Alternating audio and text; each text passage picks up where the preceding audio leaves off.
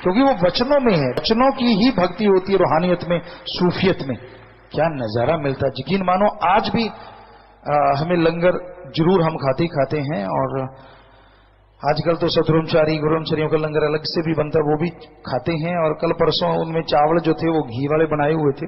हमने कह दिया भाई ये घी वाले लगते ना, तो उसका आज तक जवाब दिया कि वो घी वाले बने कि नहीं बने। और उसके बाद हमारे पास वो आया भी नहीं सामान, सिर्फ लंगर आता है। ये तो जरूर नया काम हुआ है, पहले आता था।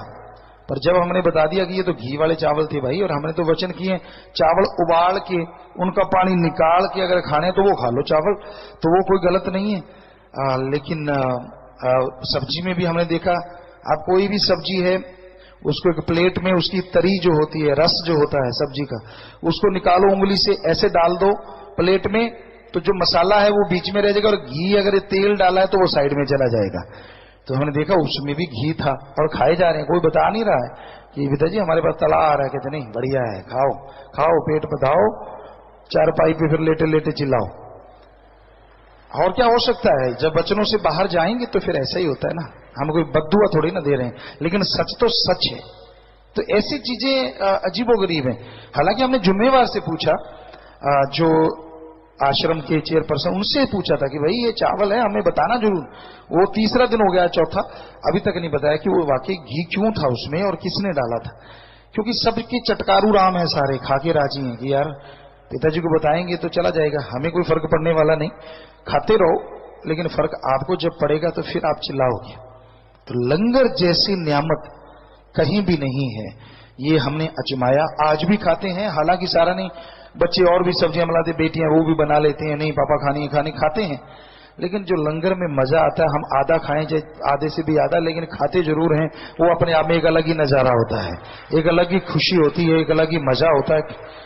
अब इन्होंने एक नई चीज चलाई है, तड़ा नहीं खाना, और उसकी जगह पे रोस्टेड है, उसमें गरम मसाले हैं, ये हैं वो हैं, ये समोसी है, ये फलानी है, ये दींकड़ है।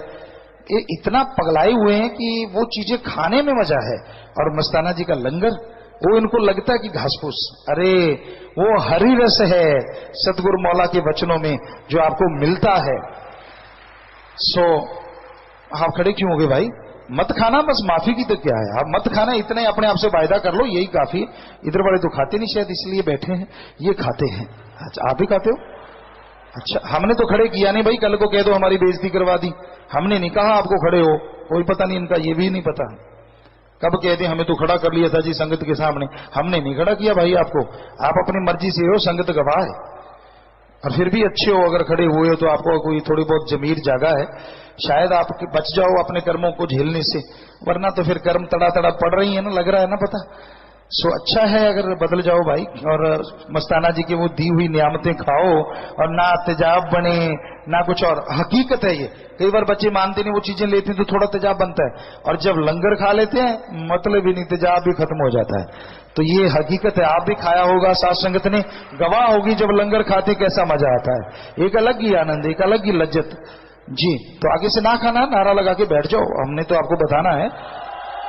हाँ बैठ जाओ बेटा, बैठ जाओ बैठ जाओ, मालिक आपको माफ करें और सद्बुद्धि बख्शे, ये मालिक से मांग सकते हैं। और प्यारी साथ संगत जी, आपको लगता होगा ये बच्चे क्यों खड़े हुए, क्योंकि अकेले में भी इनको 10-10 बार समझा चुके हैं कि मत खाया करो, ऐसा मत ना जी। अलग अपने अपने ना चूल्हे रख रखे हैं। एक मरीज का दूध गर्म करने को कोयले आते हैं, उस पर ही अपना तड़का लगा लिया, चल। हाँ अरे, और ऐसा लगता पिताजी को पता थोड़ी, वो तो 13 वास में ही रहते हैं। अगर यही पता ना होता तो 23 साल की उम्र में यहां लाके सतगुरु क्यों बिठाता। वो खस्म है ना बताने वाला, दांव लगाते रहते हैं, इनका दांव लगाना है बस, कच्चा ही खा जाना, नहीं तो कोई लंगर नहीं खाना बस। वो अरे लंगर में नियामतें हैं, लंगर में भक्ति पैदा होती है, लंगर में आत्मा तृप्त होती है, आत्मा की खुराक बन जाती है। अगर और श्रद्धा से कोई खाए तो, शरीर की तो छोड़ो बात। तो प्यारी साथ संगत जियो, बस बात पे बात आ गई। हम